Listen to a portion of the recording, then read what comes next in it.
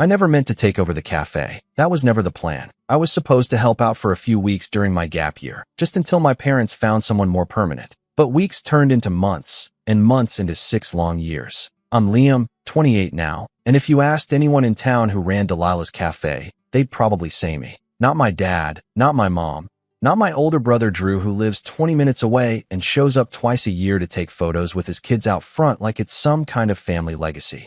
No, they'd point to the guy behind the counter with flour on his shirt and a pencil tucked behind his ear, the one who remembers everyone's name and how they take their coffee. That was me. I started small, sweeping floors, wiping tables, running groceries. I didn't mind. My parents had poured everything into that place when they first moved here from Croatia. The cafe was their dream, and I respected that. But it was crumbling by the time I stepped in, burnout staff, a tired menu, and maybe 5 regulars who came more out of loyalty than love for the food. I saw potential, though. I always had an eye for small details and a gut feeling about what people actually wanted. Slowly, I started suggesting changes. At first, it was subtle, updating the chalkboard menu, adding a new sandwich special, putting on some soft indie music instead of the dated folk songs that made the place feel like a time capsule. The regulars noticed. They smiled more, stayed longer. Then I overhauled the pastries, baked them myself using recipes I'd been tinkering with. Suddenly, people were asking for the almond croissants, then the sourdough, then the whole breakfast board I came up with on a whim one Saturday morning. My mom was skeptical at first. She'd always been more comfortable in the kitchen, working behind the scenes. My dad, on the other hand, seemed grateful. "You have a good head, Liam," he told me once, when I stayed up all night balancing the books and found a supplier that cut our costs by 15%. "You're helping us survive." That meant the world to me. But even back then, there were cracks. Whenever Drew came to visit, it was like I turned invisible. He'd waltz in, throw his arms around my parents, and say, "You know, if you ever want to franchise this place, I've got connections." He was in real estate, flipped houses, drove a BMW, had 2 kids, and a wife who only spoke to me when I brought up school tuition or daycare. My parents would beam at him like he was the golden child come down from the heavens. I'd be standing there, apron on, hands smelling like coffee grounds and yeast, and they wouldn't even introduce me as the manager. Just Liam's helping out. At first, I brushed it off. Old habits die hard. I figured eventually they'd come around. After all, I wasn't just helping anymore. I was running the place. I hired new staff, built an Instagram page that actually brought in business, ran promotions, created seasonal drinks, even organized poetry nights and small concerts that had lines out the door. My name wasn't on the deed, but in every other way, that cafe was mine. I loved it.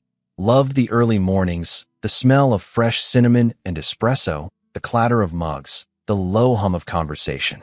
It wasn't just a job. It was home. But there were moments, little moments, that chipped away at that illusion. Like the time my mom snapped at me for ordering more glassware without asking.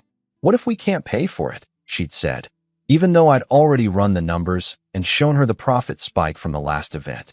Or the time I asked if I could take a weekend off, and she said, "But who will open? Not can we manage without you? Or you've earned a break. Just who will open?" As if I were a cog in a machine they didn't quite recognize as necessary. Still, I told myself it was cultural. My parents came from a generation where praise was rare and duty was everything. I kept my head down, pushed through. I figured one day they'd see it. One day they'd say, "This is yours now, Liam. You built this. We're proud of you." I didn't even care about the money. I hadn't drawn a paycheck in years. I lived in the tiny studio above the cafe, fixed the leaky sink myself, and used tips to buy groceries. My social life was basically non-existent. But I felt needed. Important. Like I was building something that mattered. That illusion shattered one Sunday morning, and it started, oddly enough, with a plate of pancakes. We had just finished brunch rush, and I was wiping down tables when Drew walked in, dressed like he'd stepped out of a golf magazine, button-down tucked into khakis, sunglasses perched on his head, expensive cologne trailing behind him.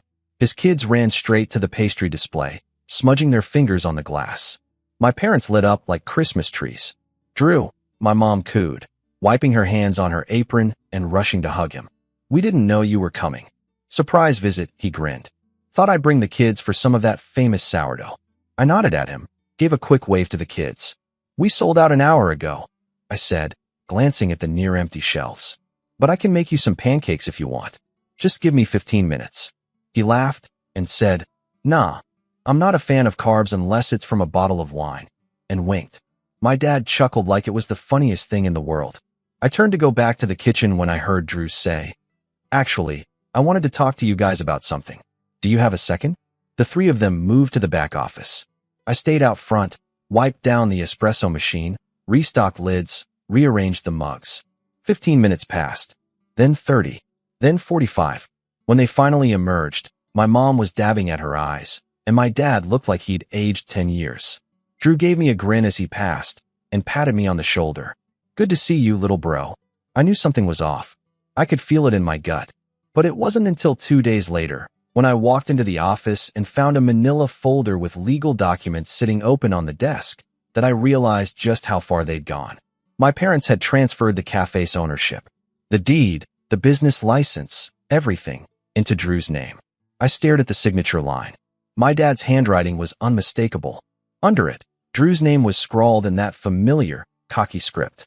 I flipped through the pages in disbelief. No mention of me. No clause about transition. Just a clean handover. I confronted them that evening. My voice was shaking, not with rage, but something worse. Disbelief. Betrayal. Why would you do this without telling me? I asked, holding up the folder like it was radioactive. I've been running this place for 6 years. You said this was our family business. My mom couldn't look at me. My dad sighed and rubbed the bridge of his nose. You don't understand, Liam, he said quietly. Drew has kids. He needs something stable. He's family. I stared at him. I'm family. You're single. You don't have mouths to feed. My mom said, finally meeting my eyes. Drew has responsibilities. So do I. I snapped. I've been living here, working nonstop, keeping this place afloat while you two stepped back. I built the brunch menu. I trained every employee. I designed the new logo. You can't just hand it off like I'm some temp. We're not cutting you out, my dad said. You can stay on. Drew said he'd keep you as manager. I think something broke in me right then. Not loudly. Quietly. Like a string snapping inside a violin. I set the folder down. Walked to the kitchen. Took off my apron. Hung it on the hook. Then I left. No yelling. No slammed doors. Just silence. A week went by. I stayed with a friend on the other side of town. Slept on their couch. Didn't check my phone. Didn't go near the cafe. I felt hollow. Like I'd been sleepwalking for years, and finally woke up to find the dream was never mine. Then, one night, exactly a week later, my phone buzzed at midnight. My dad's name flashed across the screen. I hesitated, then picked up. He whispered, Liam, the regulars, they're leaving. They said it's not the same without you. I sat there, phone pressed to my ear, heart thudding in my chest. And for the first time in years, I didn't feel tired. I felt awake. And I knew exactly what I had to do. The next morning, I didn't go back. Not to the cafe. Not even near that side of town. I just stared at the phone for a while, rereading the call log like it might give me some kind of clarity. My dad's voice echoed in my head. That strange mix of guilt and confusion. They're leaving. They said it's not the same without you. He sounded scared. Not just worried about business, but shaken. My dad's not the kind of man who admits mistakes easily. He's always been proud, stoic. So for him to call me at midnight, whispering like a man who'd just woken up from a nightmare, it meant something was falling apart. But I didn't move. I couldn't. I'd given 6 years of my life to that place. 6 years of early mornings and late nights. 6 years without weekends. 6 years of helping out without so much as a salary, just vague promises and pats on the back. And for what? So they could hand it over to Drew like it was a spare set of car keys? Still, something in me wanted to know. Not to go back, not yet, but to see. So that afternoon, I parked a few blocks down and walked by Delilah's cafe like a stranger. I stood across the street, behind a lamppost, hoodie up. The sidewalk was empty. Normally, around this time, there'd be couples sitting outside sipping iced lattes. There'd be chatter, music through the speakers, the hum of something alive. Instead, it looked gray. There was no music. The chalkboard was still blank. No specials. No quote of the day. I used to scribble in colored chalk. One of the chairs out front was missing a leg. The flowers in the planters were wilted. I felt it in my chest. Like watching something you love slowly drown, and knowing you weren't the one who let go, but they told everyone else you did. A few days later, I got a text from Nina, one of the baristas I hired 2 years ago. She was 22, in college, and had never worked in food service before, but she was sharp, kind, and fast. I trained her myself. Her message just said, "I quit today. It's a mess. Can we talk?" We met up at a tiny boba spot near the park. She looked tired, hair tied up in a messy bun, her black apron still in her tote bag. She barely touched her drink. "Liam," she said, not even trying to hide the frustration in her voice. "It's like they don't even know how the place works. Drew shows up for an hour, walks around like he's the CEO, then leaves. Your mom's back in the kitchen, but she won't take suggestions. Your dad just sits at the register, but he doesn't know the new system you set up. I tried showing him how the iPad works, and he told me not to be disrespectful. I stayed quiet, sipping my tea. They ran out of almond milk yesterday. You know how many people ask for that? A ton. One of the regulars, Mary, the one with the knit hat, she came in, asked where you were. When I said you weren't around, she just frowned and left. Didn't even order. That hurt more than I expected. I'm not the only one quitting," Nina said. "Sam's out. Jade's on the fence. If Drew doesn't learn how to do a pour-over soon, the customers are gonna riot." She paused, then looked at me closely. Are you okay?" That question. No one had asked me that in a long time. Not sincerely. Not without following it up with, "Hey, can you cover my shift? Or, by the way, we need to reorder oat milk." "I don't know," I admitted. I thought I was. But I feel like I've been watching a slow car crash. And somehow, I'm still in the driver's seat. Nina reached across the table and gave my hand a squeeze. "You built something real, Liam. They don't know how to run it without you. But that's not your problem anymore." I wanted to believe that. I really did. But the problem was, it still felt like mine. Like something I left behind in the rain. That night, I got a call from a blocked number. I let it go to voicemail. Later, I listened. It was my mom. "Liam, it's me. We're very busy, but maybe you can come by? Just for a few hours? Drew has meetings. Your father's been tired. We're short-staffed. The regulars keep asking for you. They think you're mad at them. Maybe just come on Saturday? For brunch? You don't even have to stay all day." I replayed the message twice. She never said sorry. Just a quiet assumption that I'd come crawling back like I always did. I didn't respond. A few days passed. Then I got another message, this time from Drew. "Hey, bro, heard you've been ghosting. Look, we're all adults here.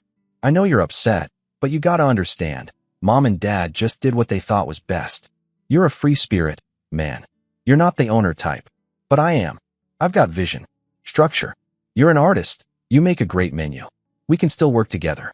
I can even throw you a little percentage if you come back. Just don't be dramatic, all right?" That was the first time I ever blocked his number. Something in me shifted after that. Not just sadness. Resolve. I'd been passive for too long. I let them call it helping out when I was doing full-time management. I let them say Drew needs stability like I didn't need anything at all. I let them take my work and hand it off like a birthday gift. So I started planning. Quietly. Carefully. But before that, I wanted to see it with my own eyes. The damage. The fallout. I needed to know how far the rot had spread. The opportunity came faster than expected. That Friday, I ran into Mr. Clancy at the farmer's market. He'd been one of our most loyal regulars. Ex-professor. Always wore suspenders. Drank cappuccinos with a sprinkle of cinnamon on top. I hadn't seen him in weeks. "Liam," he said, eyes lighting up. "My boy, where have you been? I thought you'd run off to Europe or something." I smiled awkwardly. "Something like that." He peered at me. "Place isn't the same without you. Service is slow. Scones are dry. Music sounds like someone's midlife crisis." I actually laughed at that. "You know," he added, "I tried giving Drew a suggestion, told him the ambience felt off. He told me, this isn't a retirement home." I haven't been back since. That night, I sat down and wrote a letter. Not a text, not an email, a real, handwritten letter. To my parents. "You taught me that family means showing up. That hard work matters. That loyalty matters. I lived that for 6 years. But I'm realizing now that I've been treated like a tenant in a house I helped build. I'm stepping away. Completely. No more calls. No more favors. If you ever want to talk, really talk, you know where to find me. But don't ask me to fix what you broke." I mailed it the next morning. I thought that would be the end of it. It wasn't. 2 weeks later, I got a knock at my door. Sunday morning. I was still in sweatpants. I opened it to find my dad standing there, holding a tray of muffins. Muffins I recognized. My recipe. He looked older, like someone had sucked the light out of him. I thought maybe we could talk, he said quietly. You got a minute? I didn't answer. I just stepped aside. He sat down on the couch, set the tray down, and stared at his hands. Drew's gone, he said finally. He said it was too much. Took the kids to Florida. Said we weren't listening to his ideas. Said the cafe was outdated. I blinked. He left. Dad nodded. Took your mother's SUV.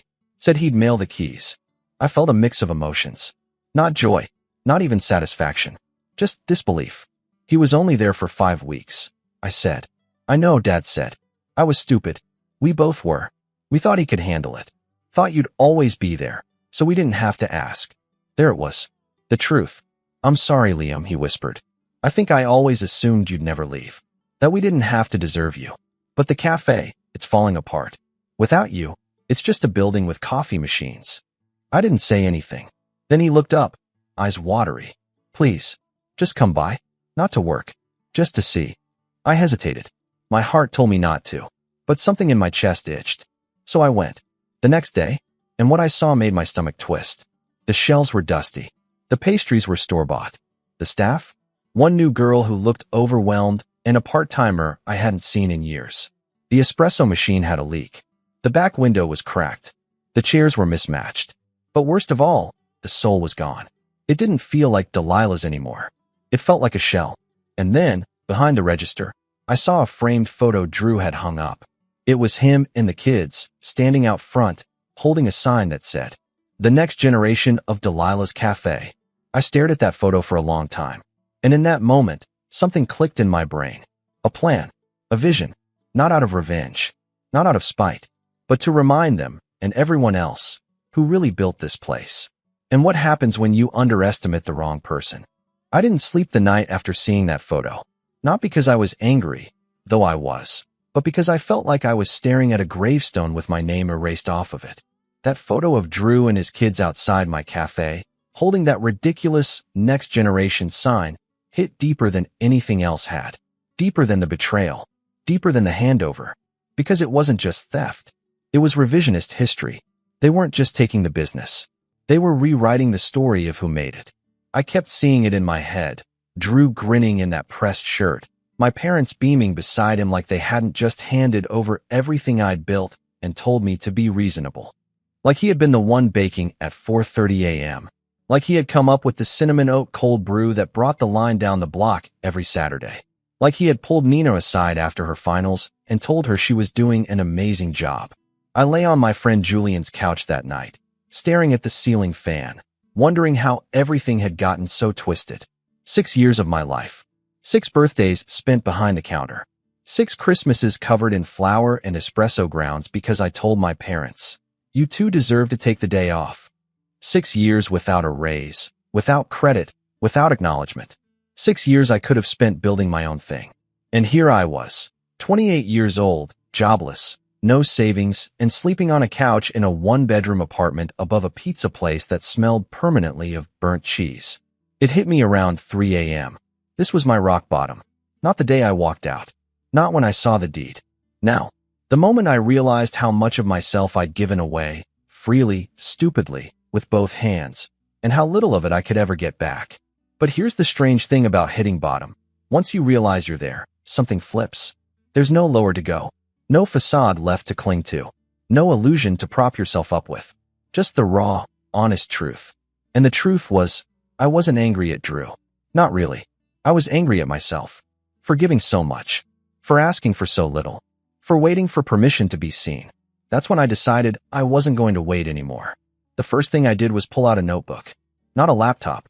Not a phone. Just a beat-up Moleskine I'd had since college. I opened to a fresh page and wrote at the top, "Start over." And beneath it, I made a list. Not a business plan.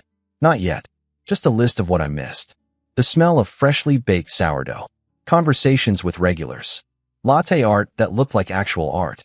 Trying new drink ideas and watching someone light up after the first sip. The energy of morning rush. The silence of pre-dawn prep. Creating something people came back for. Watching someone fall in love with their favorite corner of the cafe. I stared at that list for a long time. Then I turned the page. This time I wrote, "What I don't Mississippi." being invisible, being taken for granted, being the helper, living in a space I couldn't call mine, being controlled by guilt, waiting for recognition that never came, living someone else's version of family business. That list was longer. It was the clearest I'd felt in months, maybe years. I spent the next week applying for jobs just to get some cash flow. Barista work, catering gigs, baking prep, anything. I landed a part-time job at a new vegan cafe across town called Bean and Sprout. The owner, Tasha, was a former food blogger who'd gone all in on creating a cozy, plant-based space with a greenhouse vibe. She had a startup's energy and the attention span of a golden retriever, but she let me experiment with their menu right away. I started slow.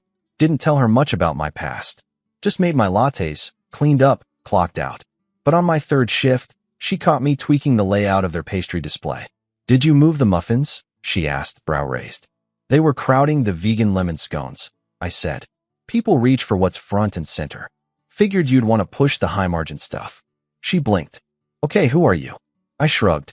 "Someone who spent too many years watching pastries not sell because they're in the wrong spot."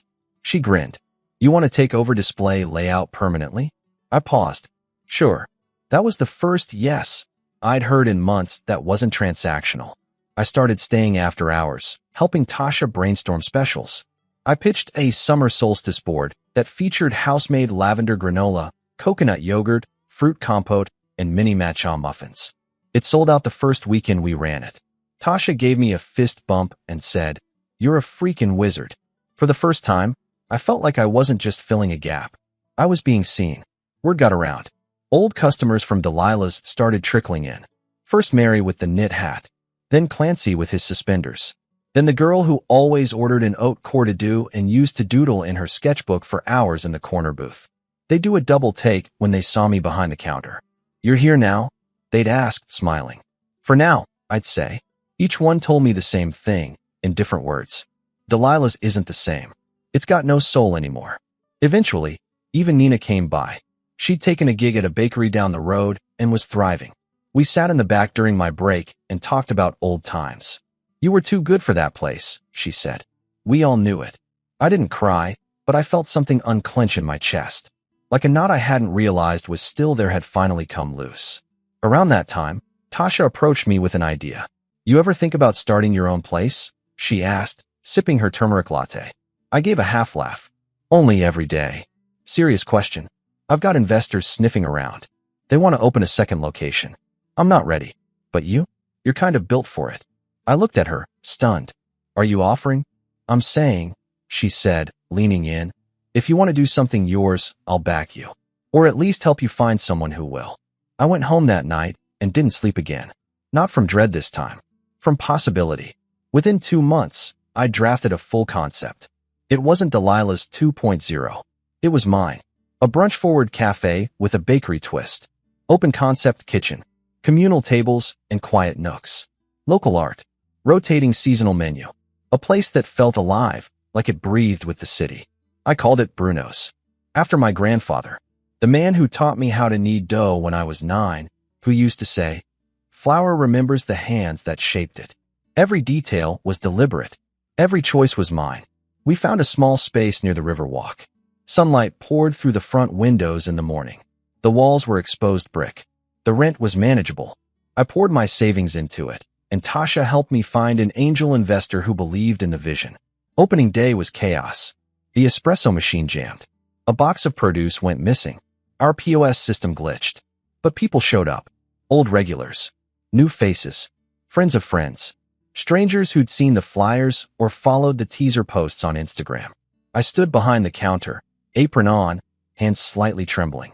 Then someone walked up and said, "Liam, right?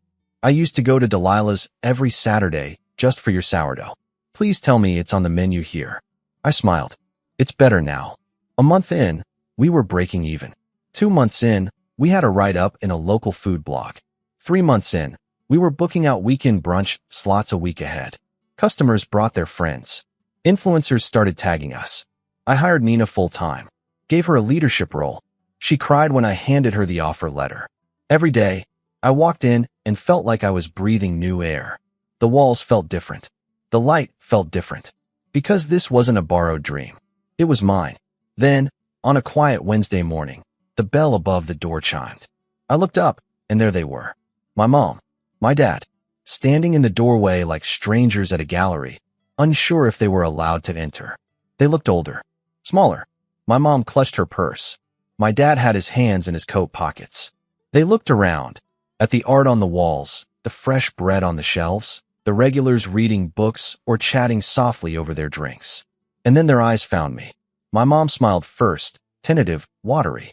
My dad looked down, then back up again. I walked around the counter, slow, steady.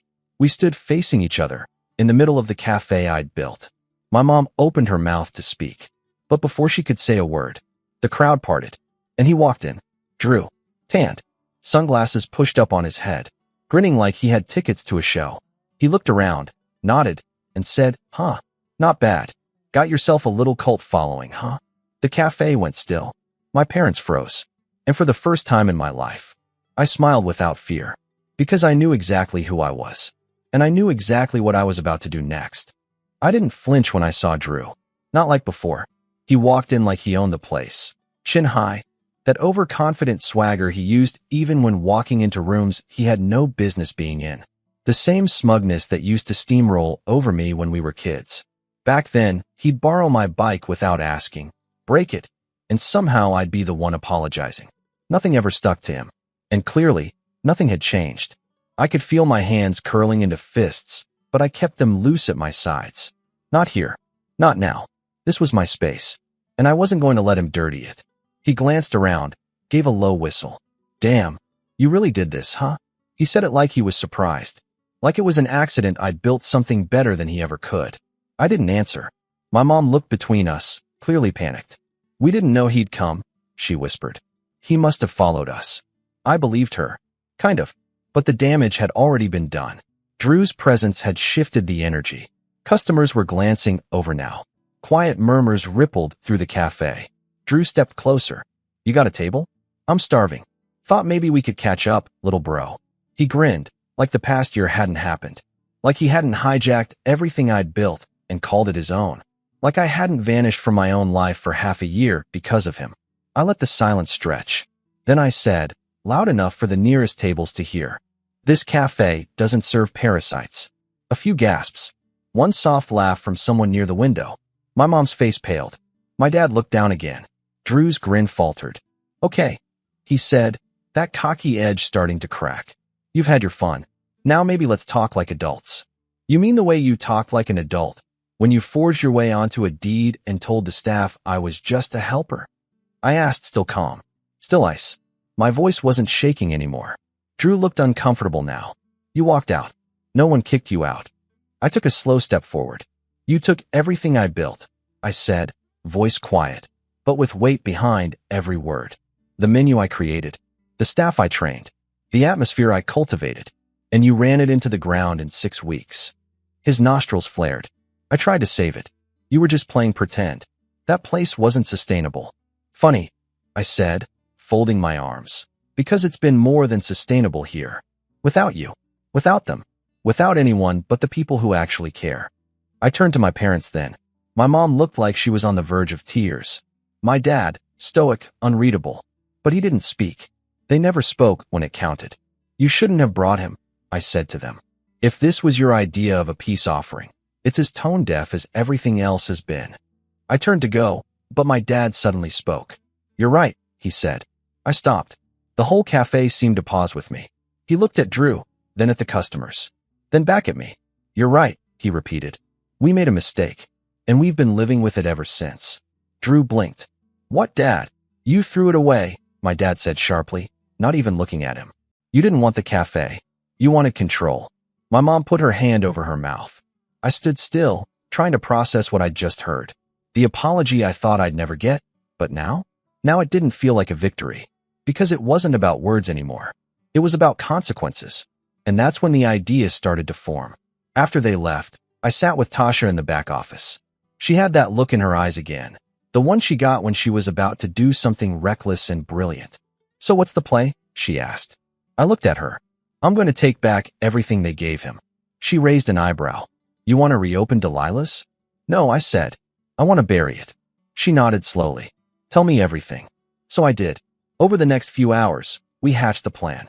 The rise of Bruno's had already proven I could build something better, but now I wanted to expose how hollow their version of Delilah's had become. Not just to our regulars, but to the whole community. Because here's what I realized. Drew didn't just rob me of ownership. He tried to rob me of identity, of authorship, of narrative. He wanted to be the face of something I built with blood, sweat, and soul. He wanted to wear my story like a coat. So I was going to take it back, publicly, smartly, and with the kind of precision he'd never see coming. Step 1. Reclaim the regulars. It started with invitations. Handwritten. Personalized. Every former Delilah's regular I could remember got one. I still had the old customer log in a notebook, names, drinks, favorite seats. The invitation was simple. You knew me at Delilah's. Now come see what I've built. One weekend only. VIP preview of Bruno's autumn brunch menu. For our original supporters only. I sealed each one with a wax stamp. Made it feel exclusive. Intentional. That weekend, they came in droves. Clancy, Mary, the sketchbook girl. Dozens of them. Some I hadn't seen in a year. They gasped at the design. Took pictures. Hugged me. Told stories. One whispered, I knew you had something special, Liam. I'm so glad you finally got your own place. I didn't just reclaim them. I reminded them of who I was. Who I'd always been. Step 2. Expose the collapse. I reached out to Nina and the other former staff who had fled Delilah's after Drew took over. We met at a tiny wine bar one evening. I bought the first round. Tell me everything, I said. And oh boy, did they tell me. Drew had tried to cut costs by using frozen pastries. He canceled the poetry nights and community events. He replaced the chalkboard with a generic wall sign. He tried firing an employee for talking back when they asked for a second mop. He told customers that too much art makes the place look cluttered. I took notes, dates, incidents. Then I called a friend from the local food blog, the same one who had written a glowing piece on Bruno's 2 months earlier. I've got to follow up, I told her. But it's more than a review. It's a story about what happens when passion is replaced with profit. She was intrigued. We scheduled a full interview. She even asked to visit both cafes to compare. Let's just say, Bruno's made an impression. Step 3. The event. Tasha helped me organize it. A weekend market pop-up in the park across from the river, right near Delilah's. Officially, it was branded as Bruno's Fall Fest, but everyone knew what it was. Live music, local vendors, pumpkin lattes, and my sourdough, center stage. We set up banners that read, built with heart, baked with soul. Bruno's. Customers lined up. Pictures were posted. Stories were shared. Someone even graffitied a bench near Delilah's with the phrase, "It's not the same without Liam." I didn't do it, but I didn't erase it either. Then came the final stage, the one that would sting. We announced Bruno's second location. Not across town, not even down the road. Directly next door to Delilah's. The space had just opened up. A former boutique store. Same foot traffic. Bigger windows. I made the deposit the next day. Tasha looked at me as I signed the lease and asked, "You sure you want to go this far?" I looked her in the eye. "I'm not doing this to destroy them," I said. "I'm doing this to make sure they never rewrite my story again. And maybe, make them watch what happens when the kid they overlooked becomes the man they can't ignore." The opening day of Bruno's second location was quiet on purpose. No grand ribbon cutting. No press releases. No live streams. Just a soft launch with handwritten signs in the window that said, "Bruno's, now even closer to home." It was less than 20 feet from Delilah's. Literally a few steps across a narrow alley. I chose the unit not to compete with them, but to overshadow them. I didn't want to steal their customers. I wanted them to walk out of Delilah's, glance left, and feel the pull of something better. Something real. The new space was beautiful. Sleek but warm. Natural wood tables, soft jazz in the background, plants draped over exposed beams, glass jars of house-made granola on the shelves. A pastry counter with rotating daily specials.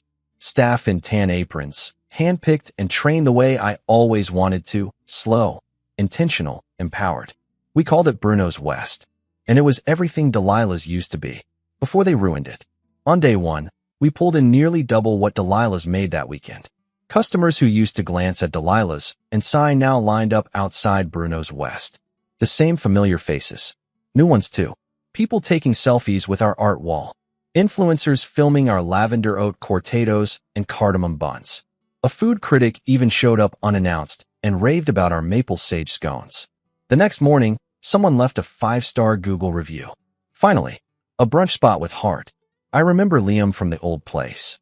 Glad to see he's found his own space, because it turns out he was the old place. I didn't ask for that review. I didn't need to. The truth was spreading. 2 weeks in, I noticed something curious. Delilah's hours started changing. First, they reduced their brunch days from 5 to 3. Then they stopped opening on Mondays entirely. I passed by occasionally, never went in. But I saw the signs. The windows got dustier. The chalkboard, which someone had apparently returned to, now had messy handwriting and last week's date still on it. The planters out front were empty. The baristas looked tired, bored. The smell of fresh baking? Gone. It was dying. Not because I stole anything, but because there had never been a soul in Delilah's without me. They just didn't know it until it was too late. Then came the article. Remember that local food blogger I'd spoken to months ago? She published a long-form feature titled, "The Cafe That Forgot Its Heart and the One That Found It." It was brilliant. She never named names, but she didn't have to. She detailed the story of a family-run cafe that lost its spirit after a quiet, unacknowledged shift in ownership, and how its former baker left, started something new, and built a space rooted in authenticity, community, and love. She called it a parable of modern entrepreneurship and silent betrayal. It went semi-viral. Locals shared it. Foodies reposted it. Even a regional magazine reached out about profiling Bruno's. The final paragraph hit like a hammer. Sometimes the ones who build quietly are the ones you underestimate the longest. Until suddenly, they're the only ones left standing. A few days after the article dropped, I got a voicemail. It was from Drew. He didn't even say hi. Just, "Congrats, man. You won. Hope it was worth it." No apology. No ownership. Just a sulky tone from a man who thought he was invincible and found out. Too late. That legacy isn't inherited. It's earned. I didn't call him back. That same week, Tasha texted me a photo someone had sent her. It was a screenshot of Delilah's Yelp page. The top review? "Used to love this place. Not anymore. Ever since the change in management, it's been a shadow of what it was. Go to Bruno's instead. It's where the magic went." I stared at the photo for a long time. Then I opened the Bruno's Instagram account and posted our newest special, Croatian walnut rolls. My grandfather's recipe. The caption? "Some roots run too deep to be torn up." One morning, about a month later, I opened the cafe early. Just me and the soft buzz of the espresso machine. I was restocking the cups when I heard the bell over the door. I turned, expecting a delivery. It was my father. He stood there in his brown coat, hat in hand. His shoulders looked smaller than I remembered. I didn't say anything. He walked up slowly, looked around. "This place," he said, after a long pause. "It feels like home." I kept my hands busy, wiping the counter. "That's the point." He nodded. Then, quieter. "Delilah's is closing." I stopped. He didn't look at me when he said it. Just stared at the wood grain in the counter. "It can't keep up. We lost most of the regulars." Drew bailed again. "Your mother's tired. We can't run it alone." I didn't gloat. I didn't smile. Instead, I asked, "Why are you telling me?" He exhaled. "Because I wanted you to hear it from me, not the neighborhood. And because..." He faltered. "Then, you were right. We didn't deserve you. We didn't see you. We let ourselves believe you'd never leave. That we could take without giving back. And we were wrong." I waited. Not for more words, just for the silence to settle. Then he reached into his coat pocket and placed something on the counter. A small, sealed envelope. I didn't open it. "Not yet. I hope someday you'll forgive us," he said. And with that, he left. I waited until after the morning rush to open the envelope. Inside was a letter. No legal documents. No offers. Just a page in my dad's careful handwriting.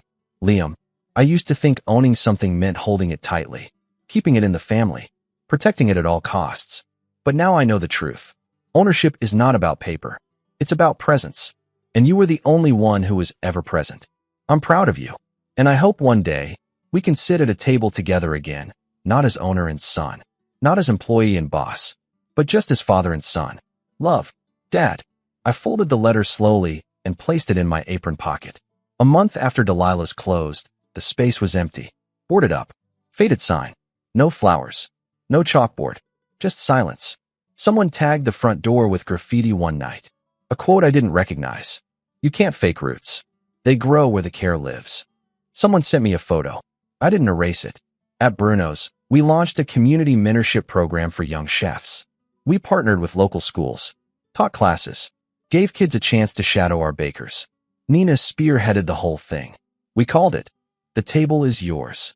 Sometimes people ask me what happened to the old cafe, and I tell them this. It wasn't the building. It wasn't the name. It wasn't even the menu. It was me. And when I left, the soul went with me. And when they ask if I miss it, I just smile, because I don't need to hold a grudge. I built something better. I became something stronger, and they'll never forget it. Final line. I pass by the old Delilahs sometimes, just to remind myself how quiet it gets when the wrong people try to claim your voice. Because now they know what I always knew. You can't inherit a legacy you didn't build.